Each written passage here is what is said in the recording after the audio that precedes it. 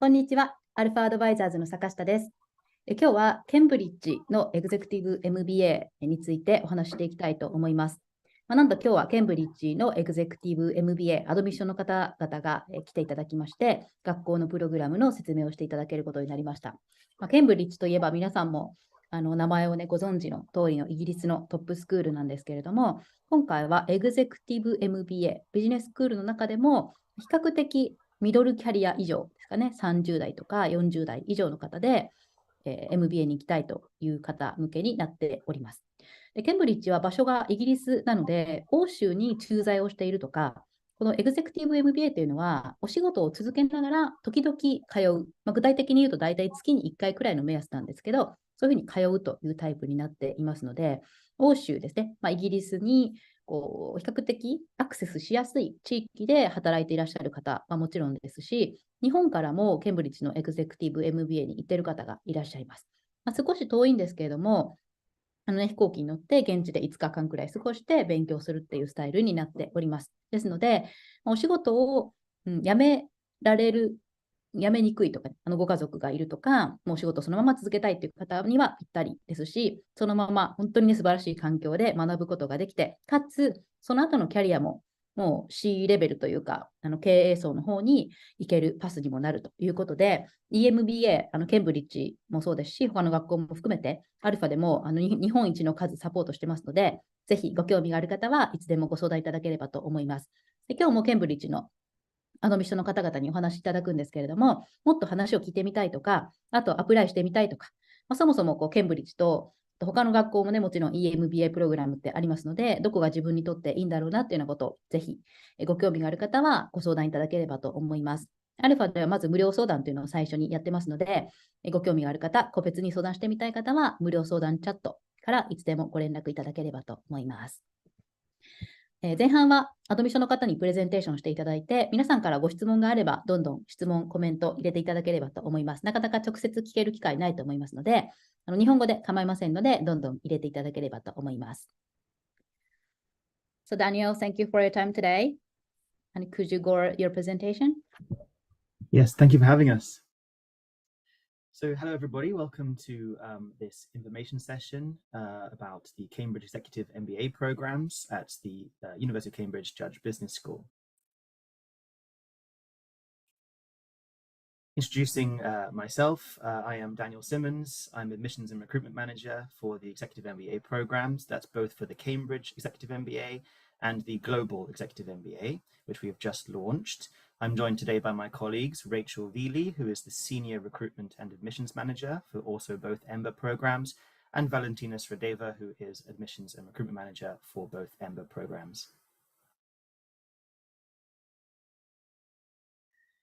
So I thought I'd talk a little bit about Cambridge University and its heritage first, because I think it's a very important thing. Obviously, people come to the university due to its history. It's an ancient place, steeped in history, founded in 1209, and we have one of the highest numbers of Nobel Prize laureates out of any university in the world.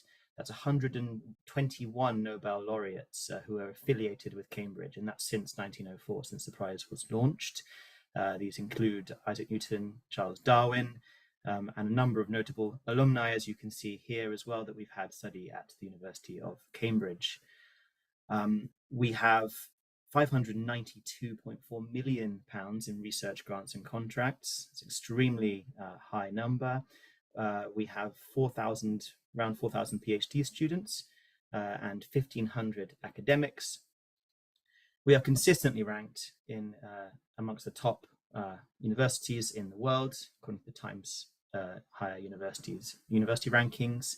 And I think an interesting thing to point out about Cambridge is that we are collegiate, which means that we have the university comprises of 31 colleges, which are essentially independent from the university or function autonomously, at least from the university. They manage their own budgets and resources and student intake in many cases, certainly for the undergraduates. They are quite special because you will get a college membership along with your time at Cambridge, so you'll have access to that network when you are here, as well as the network at the Judge Business School and your departments. So going on from there. There are 100+ academic departments. We are just one of them. So you will have access to the wider university as well during your time at Cambridge. I think it's also really important to point out that I think Cambridge maintains, although it's a very open-minded and international community, it maintains an element of quintessential Englishness, what I'd like to call sort of, the Harry Potter kind of situation here. So you get a feeling of you're sort of steeped in history. It's very ancient, it's quite magical, and it's a very beautiful, beautiful place. So if you haven't visited, I'd certainly recommend visiting at some point to just come and be in the environment of the place. It's a really beautiful, beautiful place with cobbled streets and ancient buildings everywhere.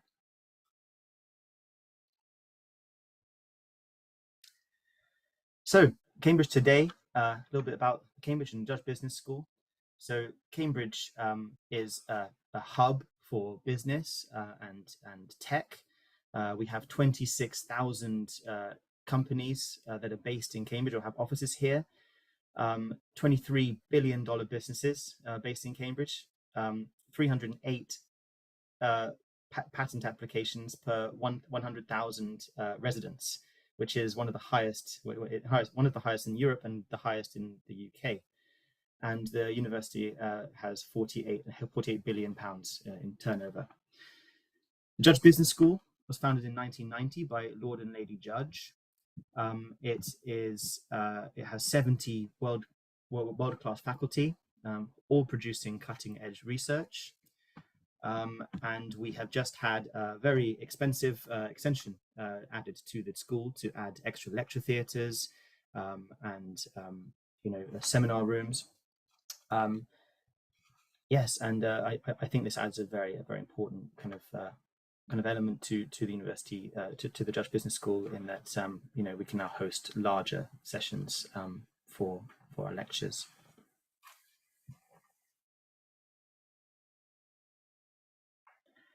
So, what is the Cambridge Executive MBA and what is the Global Executive MBA? So we have two. Now we'll go into more detail about both programs and the differences between them later in the presentation. But basically, in short, both programs are designed for senior executives. They provide a global business education, so it's very, very internationally minded. The programs last 20 months over 5 academic terms. When you're here, you will have access to a very powerful peer network. So everybody is from a very senior background within their business or within their industry. It's a very diverse group as well. So there'll be people from public sector, people from private sector, and various industries. We pride ourselves on recruiting from a very diverse range of backgrounds as well. What you'll get is a practical, relevant, and immediately applicable learning experience. So what you'll learn on the teaching weekends and during the teaching weeks, you'll be able to apply on Monday in the office. And I think that's a really important part of this degree that distinguishes us, or the executive MBAs, from the full-time MBA, which would require you to relocate to Cambridge, and then you'd be in full-time education until the end. So with the executive MBA, you will actually be able to apply what you learn in the classroom directly to the workplace the following week. At the end of the program, you will actually be awarded the same Master of Business Administration as the full-time MBA. So there's no difference in the actual qualification. It's the only difference is really in the delivery of the program. So obviously the executive MBA is part-time, as I said, delivered over 20 months. And we will go into more detail later in the presentation about how it breaks down in terms of the learning process. Thank you very much. I'm going to pass on now to my colleague, Rachel, who will take it from here. Hello, everyone.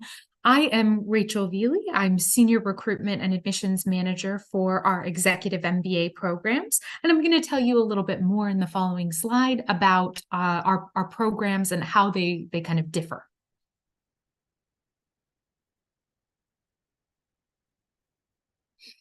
So we have our traditional format, which is our Cambridge Executive MBA, and that's delivered over 16 weekends and 4 week-long blocks. Our new Global Executive MBA program is delivered over 7 week-long sessions and 33 online half-days. Those programs are a bit different in that the Cambridge Emba is fully in person. All of the teaching sessions take place either in person or internationally for our international business study trip. The weekends run Friday and Saturday. So those 16 weekends are Friday, Saturday. And then those 4 week-long blocks include a team consulting project that you can do anywhere in the world and an international business study trip that will take place internationally. Other than that, you'll have 2 other in-person weeks during the program. The Global Executive MBA program, as I said, 7 week-long blocks. 4 of those will take place in Cambridge. 2 will be international teaching weeks, and a team consulting project that can take place anywhere in the world. That program also has 33 online half days. So it is a hybrid model program where some of the teaching will take place live online, so synchronously at you'd attend the sessions online live, just like we're doing right now. And then some of the sessions are going to be in person. So that's the core difference between these 2 programs. The program content is going to be exactly the same. It's just a matter of the delivery of these programs. So it's 2 different flavors of the same core content.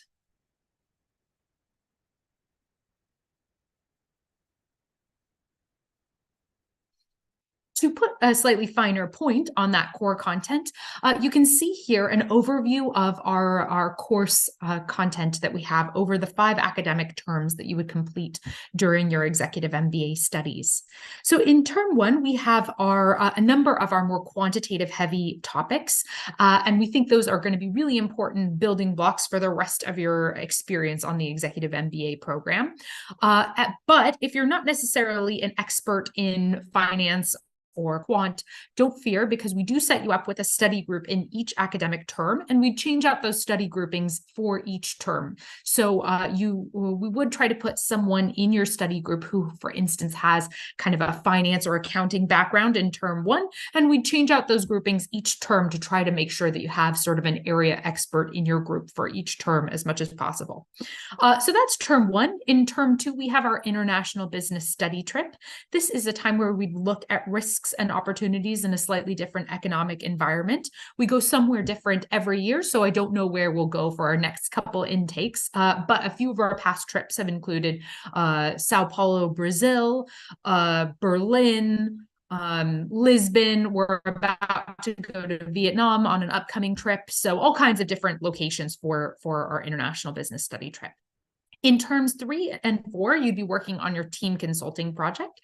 This is a time where you choose a team and choose a project. You can customize your learning a little bit more in this section. And it's a great time if you're looking to make an industry change, looking to make a connection with a specific organization, a great time to make those kind of connections for aiding in those types of transitions. In term 5, we have electives week, and this is a piece of the course content that is especially adaptable to the latest and greatest trends in business. We'll add all kinds of different electives each year, reflective of our faculty's latest research, as well as whatever is the big topic in business. So for instance, for our upcoming electives week, we're certainly going to have some topics that are about big data and AI, because those are really important right now. In terms 1, 4, and 5, we have management praxis. This is the leadership-oriented piece of the course content. That's why it's running through so much of the course, because we really want you to learn as much about how to inspire your team and be an effective leader. Finally, you'll be working on an individual project, and that's kind of terms 3 through 5. This is a mini thesis research project, and it's meant to be the culmination of your learnings on the program. It is a research-based project. We definitely had people explore topics that they've later used toward business ventures, that research being relevant to later business ventures. So definitely a really key component of the program. Running throughout, we have our personal and professional development course. So we have personal and professional development coaches that will work with you on developing skills that you need to become more successful in your career. And then we also have guest speakers who come to talk to us about how they put their leadership skills in action. So that's a quick overview of the course content through the 5 academic terms.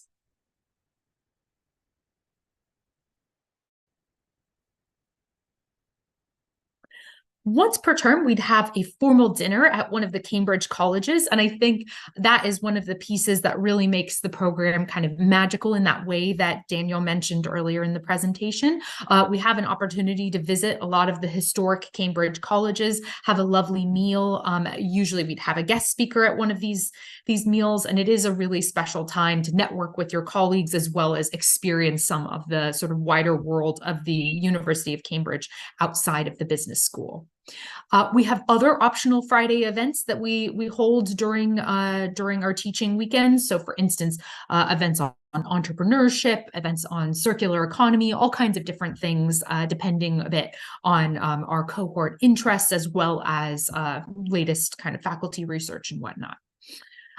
You, as part of your experience at the University of Cambridge, in addition to joining the business school, you do also have a membership with one of our colleges. So if you're given an offer to join one of our executive MBA programs, we would apply on your behalf to join one of the Cambridge colleges. The colleges are there especially to provide pastoral and potentially tutorial support to you. They also are there to provide kind of a social hub while you're with us in Cambridge. So there are all kinds of different clubs and societies that you can join either through your college or the wider university. We do often have a number of the members of our cohorts joining sporting teams and joining different clubs and societies. It's all available to you while you're doing your executive MBA studies. It's just a question of how much time you can allocate to this in addition to your executive MBA studies. So there are lots of opportunities within the wider university available to you.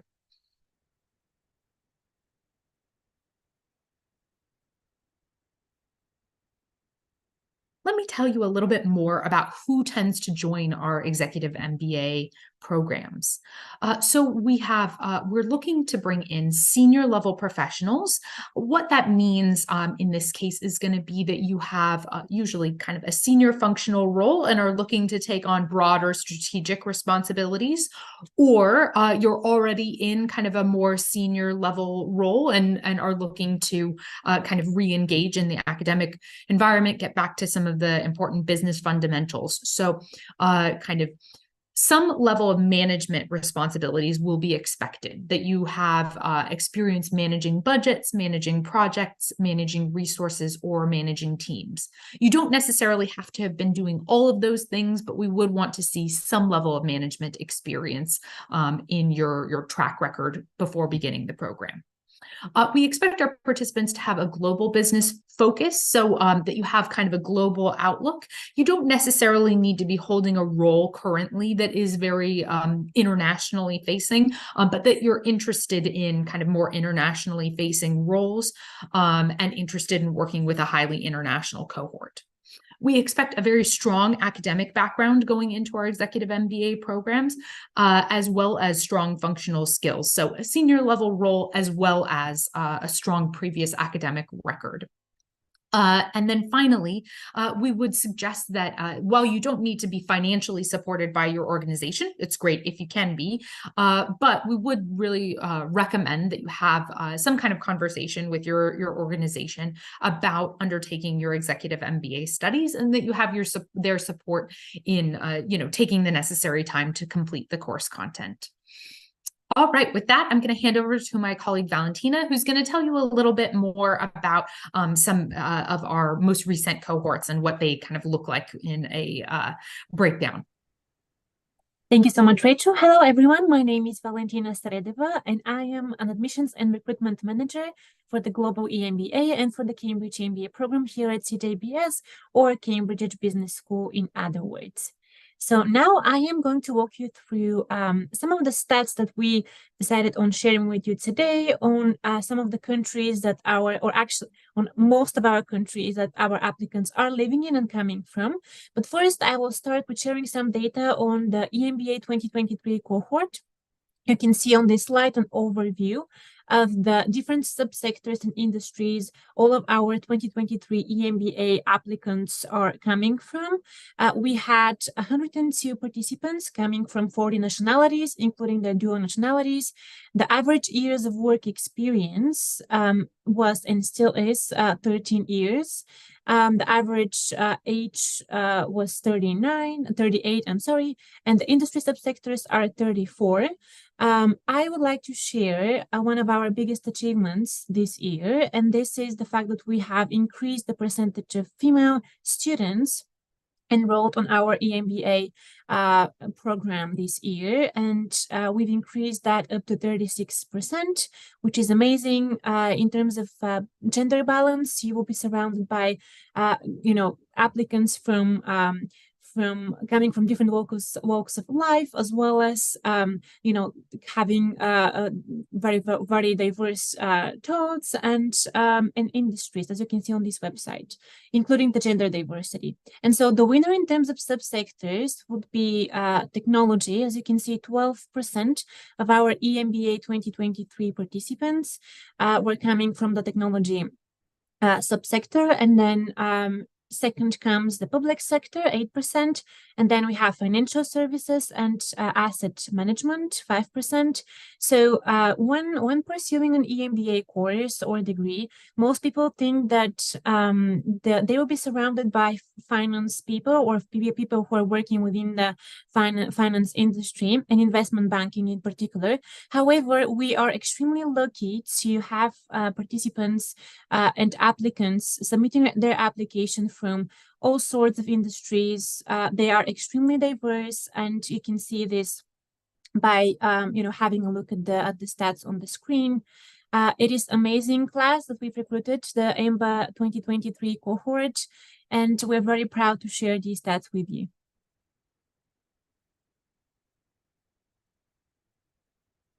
Alrighty, as I mentioned a few minutes ago, I'm going to walk you through the different countries that our applicants, or I should say students, enrolled on the EMBA 2023 cohort. These are their nationalities. So as you can see, we were able to cover almost the entire world map, with a few exceptions, of course. But yeah, we have people coming all the way from South America, North America, Australia, from Middle East, from Europe, of course. And it's been an amazing journey, they say. They do travel, that's for the Cambridge MBA, they do travel all the way from these countries for their teaching weekends and for the 4-week-long blocks embedded in the program curriculum. And it's a journey that will change your life. There is no doubt in that. So yeah, it is a very diverse cohort, even in terms of nationalities. With the next slide, I am going to show you the countries our students are actually coming from, flying from, traveling from. So these are the countries that they're all coming from. These are the countries that they reside in. So I would say the first one that will catch your eye will be Australia. People travel all the way from Australia, from Azerbaijan, from North America, from Asia as well.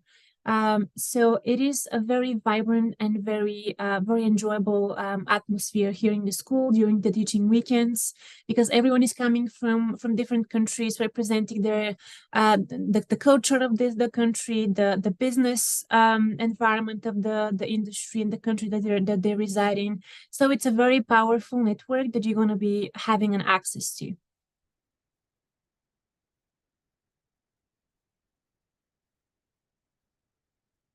Now I'm going to talk about the post-graduation outcomes with the next few slides.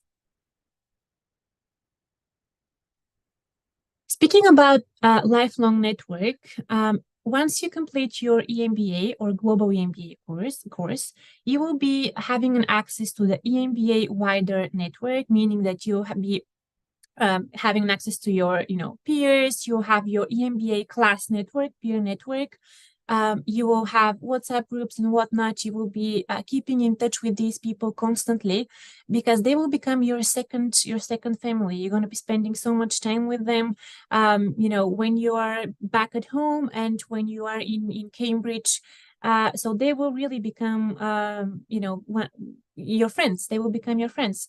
In terms of other networking opportunities, apart from the peer network that you're going to be having as part of your EMBA class, the University of Cambridge and the CJBS, the Cambridge Business School, we offer the so-called lifelong learning opportunity, which means that once you graduate, you will be having an access to multiple electives to choose from, depending on which area interests you the most. That could be supply chain, that could be entrepreneurship, venture capital, or you name it. You'll have an access to these modules once you graduate. You choose only one, and then they could be delivered either online or in person, depending on the offering for your current class, because the offering will be upgraded every year. So the offering could be different from the 2024 cohort and for the 2025 cohorts going forward. Now details can be shared later on because the school is in the process of making the best format possible out there to offer to our global MBA and EMBA students. But this lifelong learning opportunity will be there for you if you wish to upgrade your knowledge on this particular area. You'll be either coming to school once a year in person or attending your electives online. So it's another opportunity for you out there to reconnect, link with your peers, and meet people that you otherwise wouldn't have been able to meet.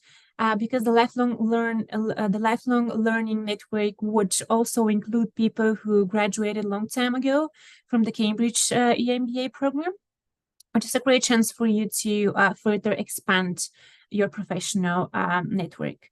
In terms of other networks available out there, you have an access to the Cambridge Business School alumni network, which is, I assure you, a massive network to have an access to. And then you also, have an access to the 400 or plus, actually more than 400 university alumni groups. So it's your class, your lifelong learning network, your CJBS network, and then your University of Cambridge wider alumni groups network. So lots of opportunities if you would like to, meet more people, like-minded people, and start businesses with them. Why not? Or further develop your skills through these connections.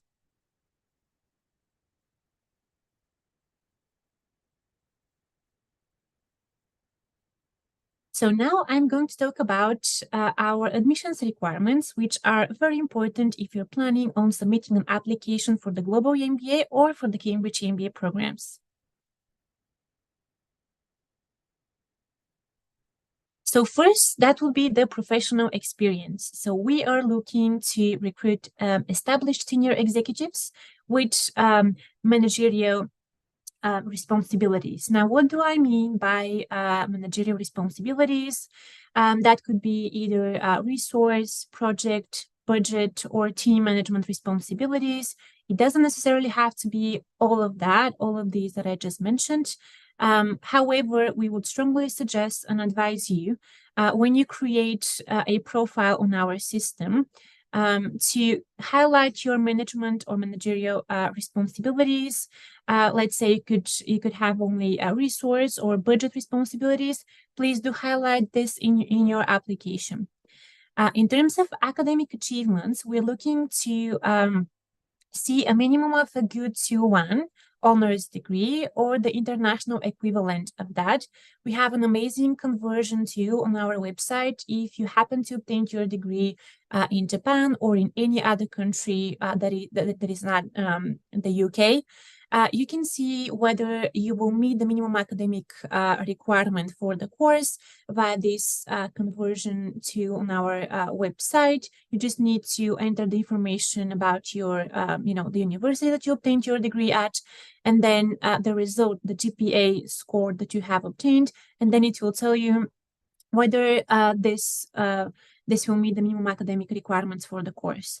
Now, if you have any questions about this, please do let us know. At the end of this presentation, we're going to share two email addresses, depending on which program you're interested in. I would suggest that you email us if you have any doubts about your academic background and whether or not this will meet the requirements. We'll be more than happy to have a look at your degree certificates or diplomas and then the transcripts that accompany them, and we'll be able to advise you on whether or not this will meet the requirements. If you happen to not meet the minimum academic requirements with the degrees that you have obtained, then in this case, you will be asked to provide either GMAT or EA scores. Now, if you met the requirements, you will be eligible to apply for the GMAT or EA waiver because this is available.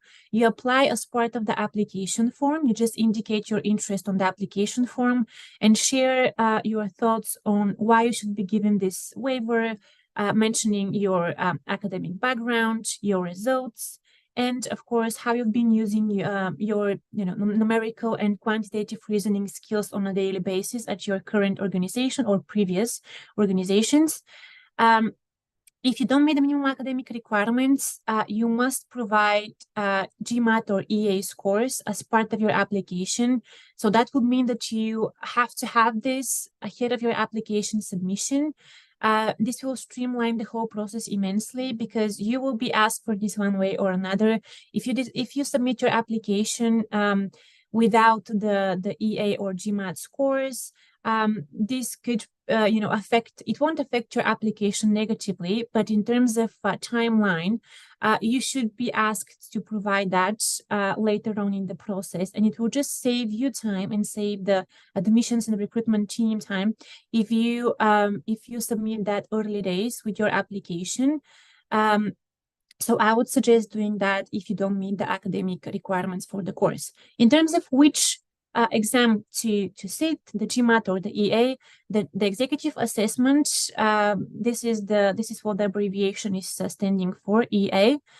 This exam has been designed for senior executives and professionals, and this is why it is more it is suitable for part-time EMBA applicants. So it requires, I would say, roughly around 20 hours for preparation, whereas the GMAT requires more time to prepare yourself for the actual exam, and it has been designed for full-time MBA students rather than for part-time executive MBA students. So we accept both. However, the EA is what we would suggest on sitting. We also require 2 references. The first one will be from a colleague or a peer of yours, someone that you have been working alongside. And the second one will be from your line manager or from your direct supervisor. So we do ask for these 2 references, and we do not accept academic references, unfortunately. We also don't accept 2 line manager references or 2 peer level references. So please do make sure that in case you would like to submit your application, to include their contact details, and once you do that, once you fill in their information on our website as part of your application submission, you will want to add their work email addresses rather than their individual personal email addresses. This will also streamline the process in terms of references verification, because if they've used their Gmail, Yahoo, or personal email addresses, we would have to conduct a references verification to make sure that these people are working for this particular organization. So please do use their work email addresses. As usual, if you have any questions about any of these items, please do let us know and we'll be able to guide you along the way. You will see the 2 email addresses that you can reach out to us at later on in this presentation. The next requirement would be the English proficiency. Now, the University of Cambridge has a very strict English language policy. Unfortunately, if you do not meet this requirement, the admissions team cannot waive it. Because this is something that has been, imposed by the University of Cambridge. So for this, we'll be looking whether you're a native English speaker, and if you aren't, we'll be requesting an evidence of your English proficiency, meaning an IELTS or a TOEFL score. Now, the English policy is on our website, so you're more than welcome to have a look at it. But essentially, it will depend on your nationality, the location of the universities you undertook your degree at, as well as the length of the course. So there are many things that we look at when determining whether one would meet the English language requirement. But please do feel free to have a look at this policy, or as well, if you have any questions about it, we can certainly have a chat and guide you along the way. In terms of scores, we do look for the IELTS exam for a minimum of 7. That's the overall score, with no less than 7 in the other sub-scores. For the TOEFL, we look at minimum 100. That's the score for the TOEFL language exam, and I believe you have to achieve at least 25 in each section. So these are the requirements. If you've not only missed these requirements, once you start the exam, we can have a chat. We can perhaps refer you to the language center, because they do assessments for anyone who's not only missed the requirement. Unfortunately, if you've missed the requirement with more than with 1 point, meaning that you've achieved let's say 5.5 or 6 instead of 7, that would mean that we won't be able to refer you for an internal language assessment. But we can certainly have a chat and discuss your individual scenario once you're at offer stage, because you don't have to provide IELTS or TOEFL scores as part of your application submission. You can provide these later on when you're given an offer to one of the EMBA programs.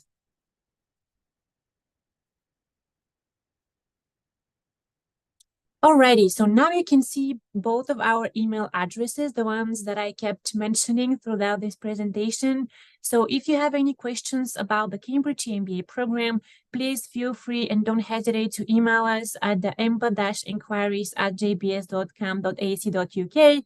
And the same goes for the Global MBA, but starts with the G in front of the EMBA. So please feel free to let us know if you have any questions about your application or about the program, and we'll be more than happy to get back to you demystifying those. Alrighty, I think now I have to pass over to Amy. I think she's reading out loud the questions that you have, so I will do that right now. Yeah, thank you for your presentation. So there's questions from audience, and first, could you, please let me ask about career destination after graduation. So you have an executive MBA or mid-career or C2 suit professional. And regarding careers, do some students make career changes, or do most students seek career advancement in the same industry or same company? So Rachel, would you like to answer this one, or would you like you to? Yeah, sure. I'm happy to answer this one. So we see a combination of different types of outcomes on our program. And of course, that's coming from the fact that we have a lot of people coming in with different kind of goals going into the program. So the majority of our participants join our executive MBA programs either because, one, they're hoping to move to more senior level roles kind of within their organization or within their industry. Two, we have people who join the executive MBA programs because they're hoping to enable a transition in terms of industry or in terms of their kind of functional area. And then three, we have people joining our executive MBA programs because they are hoping to start their own business and want to get a little bit more kind of foundational support, as well as, kind of a network of support as they begin that transition in their career. So from an outcomes perspective, absolutely, we have people who go on to more senior level roles, to C-suite level roles, to board positions in their companies after completing the program. On the other hand, we have people who accomplish those career transitions. So for instance, moving from roles in a specific industry to consulting roles, or all kinds of different industry transitions, of course, but quite a few people who do that or make kind of a functional transition. And then finally, we do have, I think we are quite an entrepreneurial executive MBA program. Cambridge, as Daniel mentioned, is a place that's known for its kind of tech and venture creation energy. So we do have quite a lot of people joining us who wish to start their own businesses, and quite a few go on to do so. So all of those things are possible outcomes from the program. It just depends a bit on what you go in trying to achieve. Okay, thank you. Okay, so let's move on to the questions from audience. 日本語で読んだ方がいいのか。So I will read the questions at first in Japanese and then translate them into English.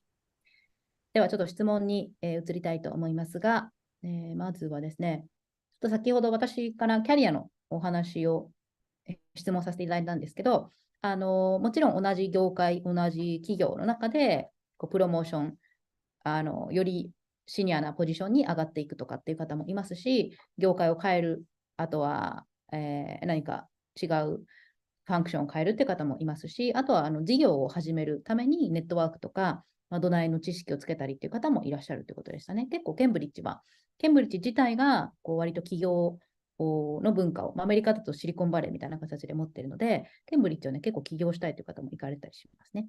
はい。では質問に移りたいと思います。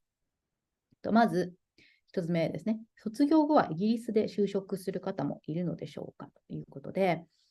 So the first question from audience is about the career outcome.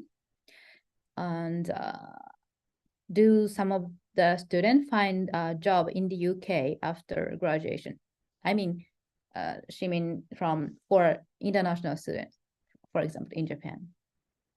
Yeah, I can answer this one. So there is no restriction in terms of seeking opportunities within the UK. However, this will strongly depend on your visa situation as well, because as part of the EMBA programs, you will be enrolled on a part-time EMBA course.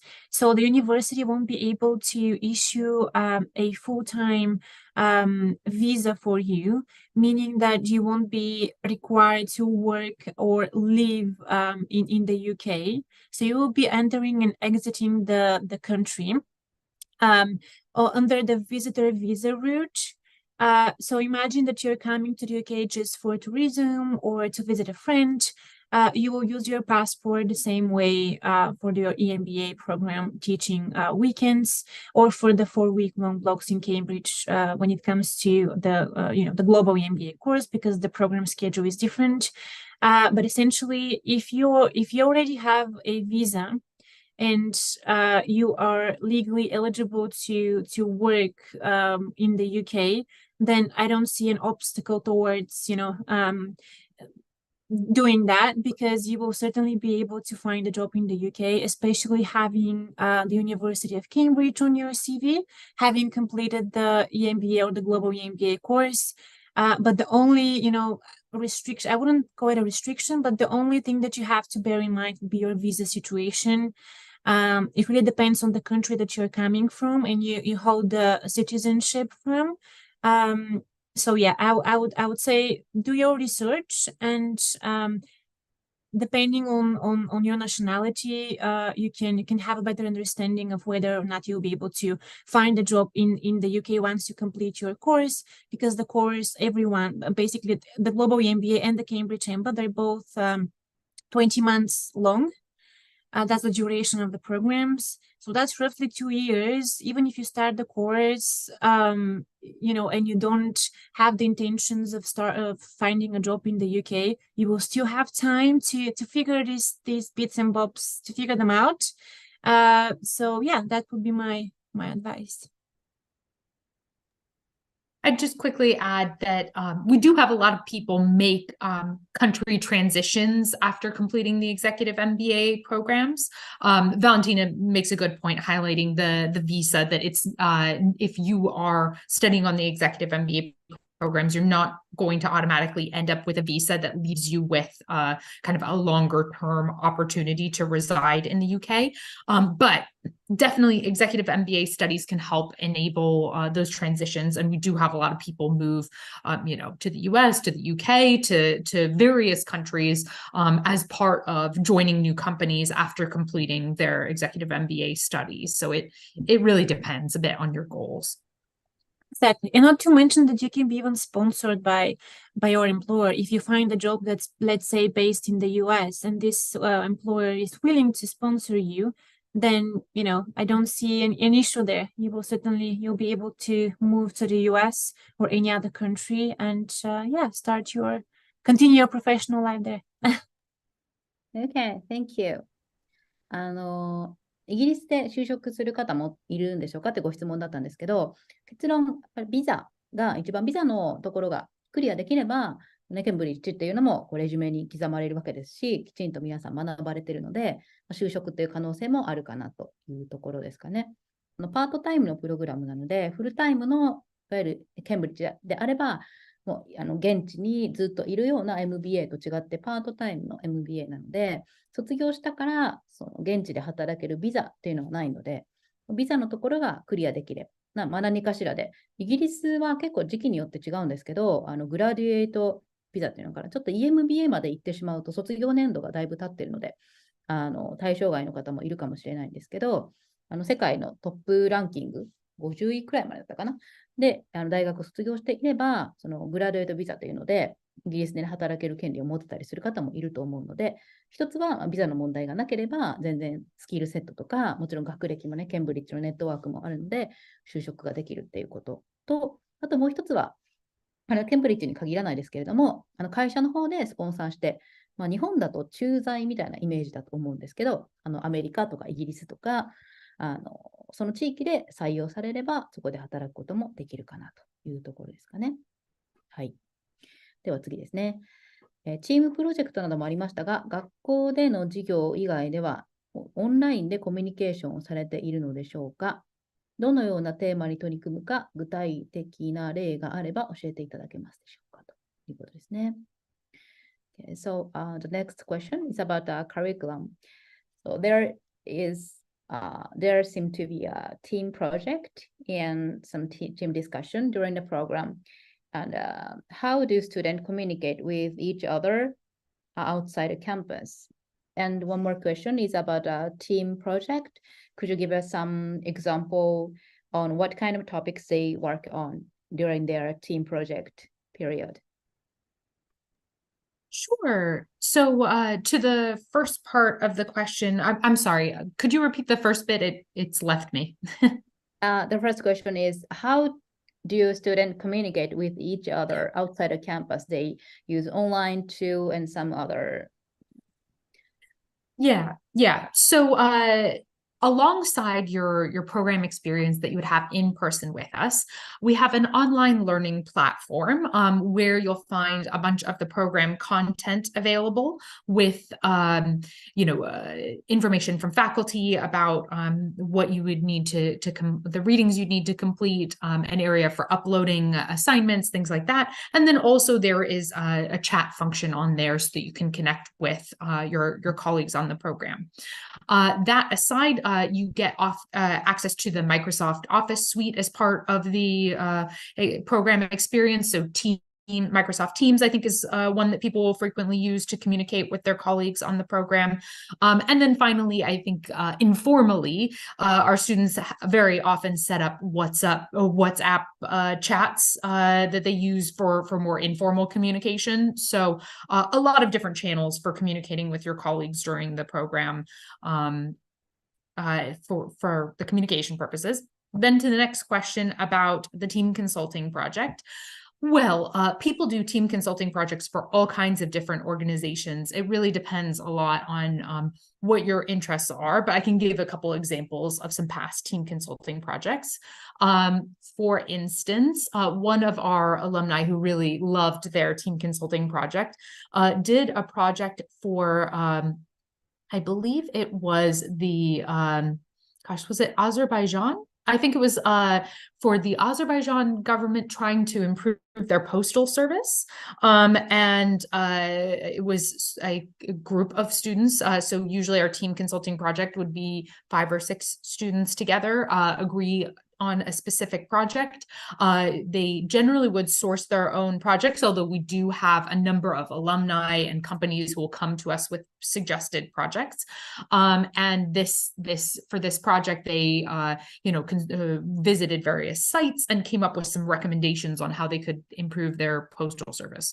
That was one that I remember someone really, really enjoying. But we often have people working for charities and not-for-profits, for instance. So they might go to a charity or not-for-profit and try to address a very specific issue that they're facing, and basically act as professional consultants, suggesting what the company or charity might want to do to address that specific issue.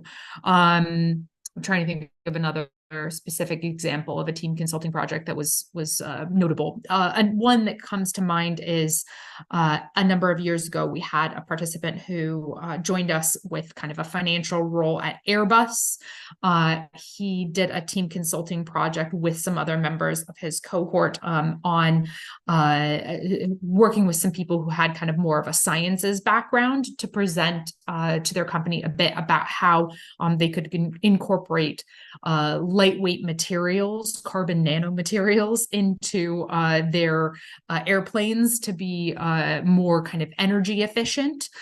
So all kinds of different things that people choose to do for that team consulting project. And really the world is your oyster as far as what types of companies you might want to work with. Thank you.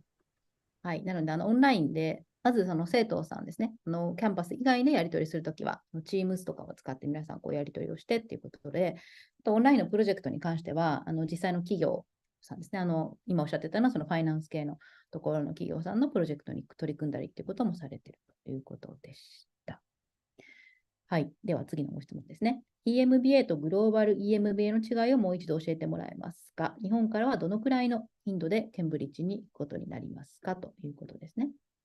So the next question is about the difference between the Cambridge EMBA program and Global Executive EMBA program. So could you share with us again the difference between the two different types of MBA? And one more question is, how often will the student in Japan travel to Cambridge in each program? Yes, so I think I'm happy to answer this question. I think by answering the first one, I'll answer the second one as well. Now, the main difference between both programs will be the delivery, really. Now, once you graduate, you'll receive the same diploma, the same degree certificate. It will mention your name, the name of the college that you have a college membership with. It will say that you've completed a Master's of Business Administration. and it will have a few signatures at the bottom, but essentially you will receive the same document. Not to mention that the full-time MBA students, in fact, they also receive the same diploma. And so this is the same course in terms of content. However, in terms of delivery, the schedule is completely different. With the Cambridge MBA, you will be required to come to Cambridge 16 times for the 16 teaching weekends, where classes start, at, I would say, 8:39 a.m. in the morning every Friday. Not every, but one teaching weekend would start on Friday morning, and then that would be until your last session will be until Saturday until 7-ish p.m. in the late afternoon, and then you have the entire Sunday to catch your plane to go back home in Japan, or anywhere in the world, depending on where you're traveling from. And then you have the 4-week-long blocks. Now, for the Cambridge Emba, 16 weekends and 4-week-long blocks. That's the schedule. For the 4-week-long blocks, the electives week will be in Cambridge, and then the international business study trip will take place anywhere in the world. Your team consulting project will also be linked to the project that your team is going to be working on. That could take place anywhere in the world as well. And then you have the electives week. I think I mentioned it already, but that one is in Cambridge as well. So the orientation week, electives week, team consulting project, and your individual project as well. So the individual project can take place again anywhere in the world, depending on where you want to work on that. You will be supervised by a faculty member on this one, and it will be, as the name implies, your individual project that's linked to your personal interests, or maybe, why not, with the interests of your company, because sometimes our students will link their a task that their employer is working on and try and use that task to negotiate an employer sponsorship. So if you would like to work on your individual project with a member of faculty supervising you, and then that project is linked to a problem that your company is currently facing, then that could be a great case to create if you would like to have conversations with your employer on sponsoring your EMBA studies. So in terms of global MBA and the schedule that this course offers, so you have 4-week-long blocks in Cambridge. No teaching weekends involved here, 4-week-long blocks in Cambridge. And then you have 2 other week-long blocks that are going to be delivered in 2 other international locations. International locations will be announced later on once the course starts. They won't be announced before you apply, unfortunately. And then when you have your 4-week-long blocks in Cambridge, 2-week-long blocks in 2 other international locations, you also have 33 half days of live teaching, online teaching. So the global MBA in that respect gives more flexibility because it has some online elements embedded in the program curriculum. So imagine, especially for anyone who's based in Japan, it will be easier in terms of commuting and traveling, because the travel for the global MBA program will be significantly reduced and decreased, which will also save you a lot of resources, financial resources, I believe. We've calculated that the traveling time, the time that you're going to spend on a plane, will be decreased 7 times in comparison with what you're going to do if you decide on enrolling on the Cambridge MBA course.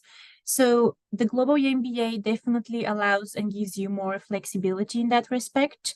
So it's up to you whether you would like to, travel to Cambridge and do the teaching, the teaching weekends format, or to decide on, decreasing your amount of travel and staying in Cambridge for longer periods of time, for a week instead of just 2 days over the weekend.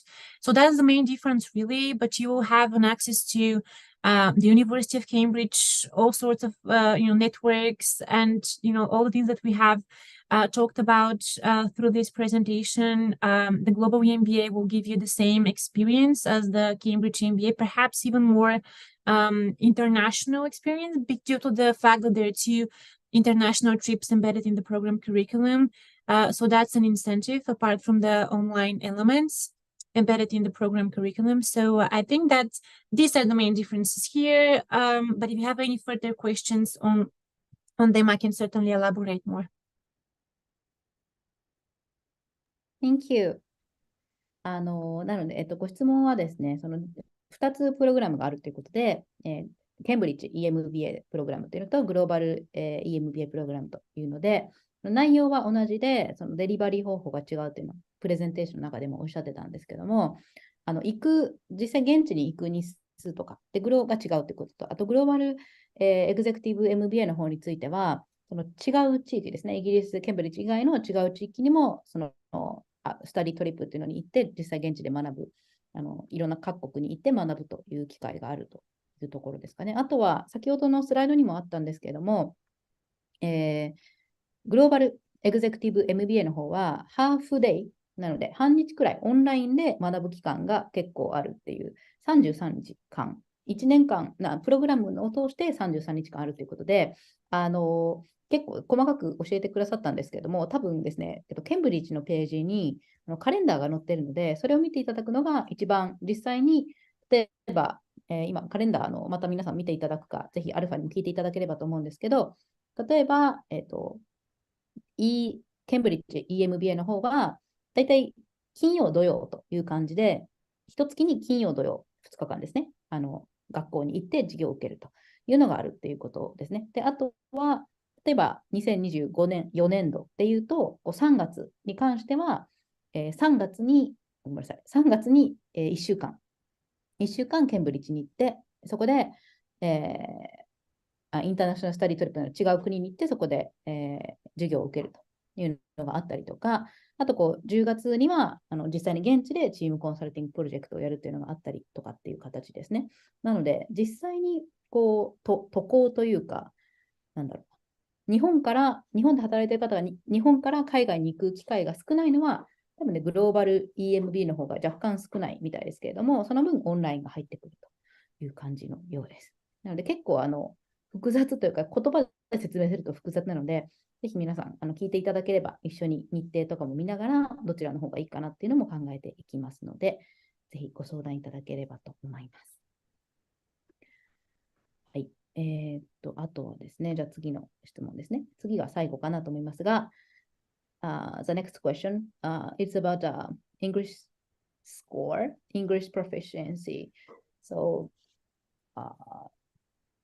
how do students show their English skill through the application process?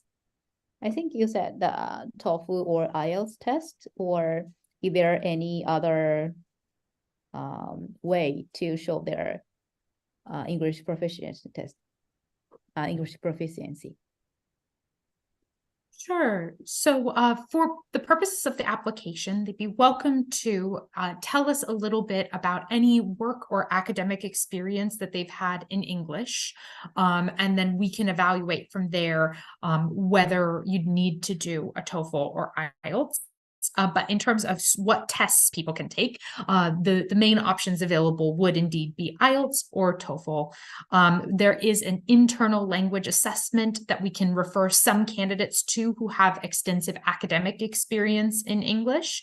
So that may potentially be another option, which is why it would be helpful for the purposes of the application if you can tell us as much as possible about your existing academic and work experience in English. But in most cases, we would need an IELTS or TOEFL if English isn't your native language. Thank you. なので、英語の基本的に日本の大学を卒業している方は IELTS か TOEFL を出すというところですかね。あとはかなり英語でお仕事をしていたり、海外経験がある方は、それプラスインターナルな評価を経て合格することもできるようなので、英語のところはぜひどうしたらいいかっていうのを聞いていただければと思います。まずは TOEFL やってからとかっていうことではなくて、結構アプリケーションの進め方によっては、テストは後からある程度もう他のところでほぼほぼ仮合格みたいになってから補足的にテストを出して合格するっていうケースも特にエグゼクティブ MBA だとありますので、まずはスコアやらなきゃっていうよりは、ぜひアルファにも相談いただいて、進めていただくとかなりスムーズにいくんじゃないかなと思います。はい。ということで、ご質問は以上ですかね。So that's all for the questions from audience. So thank you very much for a great presentation. And could you give us some closing remarks and any other information related to application and so on? Well, Sure. we'll be looking forward to receiving your application in due course if you would like to pursue your EMBA degree at the University of Cambridge. And we'll be looking forward to receive your questions as well. If you're still deciding on which school to to do your EMBA with, we'll be happy to help you decide. And Rachel, do you have any final remarks to share with the audience? Yeah, I thought I would just add that we're currently open for applications for the Cambridge Executive MBA. So the applications for that program will be open until June if you're interested in joining our September 2024 intake. The Global Executive MBA application process is not open right now, but that will open again in January. And from January until sort of September of next year, you can apply for our Global Executive MBA intake that will be beginning in January of 2025. So plenty of time still if you're looking at joining either of our next upcoming executive MBA intakes. And thank you so much for your time in joining us today. Yeah, thank you very much. なので、まだね、アプリケーションは皆さん、ケンブリッジ MBA の方は6月までオープンしていて、グローバル EMBA の方は1月にオープンするということで、十分に時間も取れますので、ぜひご興味がある方は、学校選びとか、あとエッセイとか、その後のキャリアも含めて、まずはご相談いただければ、アドミッションの方にもおつなぎしますし、結構アドミッションの方といろいろ準備をしてからお話しされると、その後のアプリケーションもスムーズに進む方が多いので、ご興味がある方はぜひご相談いただければと思います。So thank you very much for your time today. Thank you for inviting us. Thank you. Thank you. So, ではこちらで失礼いたします。That's it for the today's webinar. Thank you.